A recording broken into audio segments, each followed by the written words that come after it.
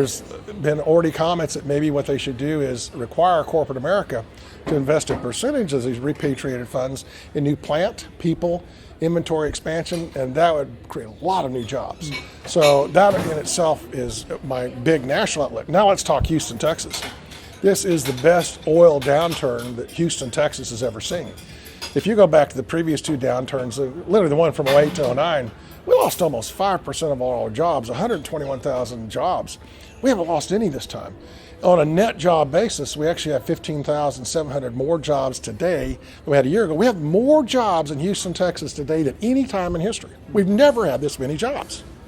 Now, we did trade a lot of $200,000 jobs for $100,000 jobs.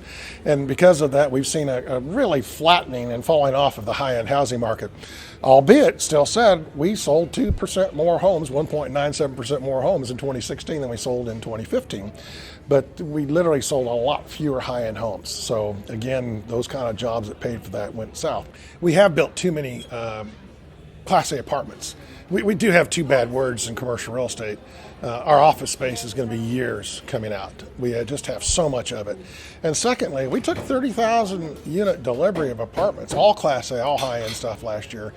If you look at it, we issued permits from apartments to mansions, a little over 35,000 total dwelling permits. If you only created 15,700 new jobs, you literally have 2.25 new houses per new job. And so we're going to see, particularly on the high-end rents, we're already seeing that decline on housing, and that's also impacting our high-end housing market too. That said, if you're looking for a home under $500,000, there's very little inventory, and home values are still going up in that price range.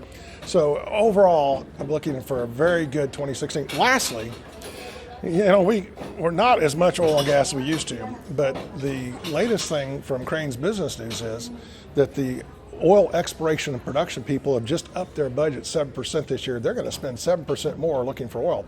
And part of that is, yes, oil prices have come up 42% year over year.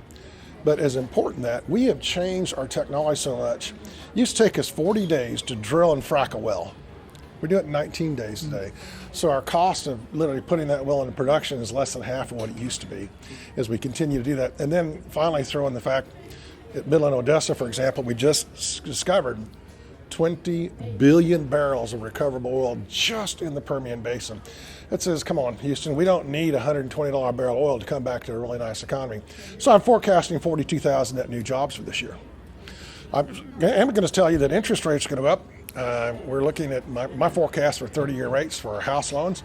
End of 2017 to sometime by mid-year 2018, we're going to be between 4.7 and 5.3%.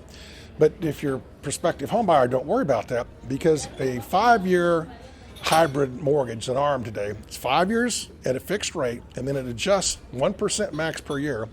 Those current rates today are 3.4%, and the average person only stays in their house 7 years. So let's start thinking of things change and just do the same things we used to do. Overall, looks like a great year coming up. Sure, we could have events that take it. Otherwise, I'm very bullish on both Houston and the United States economy in the next 12 to 24 months.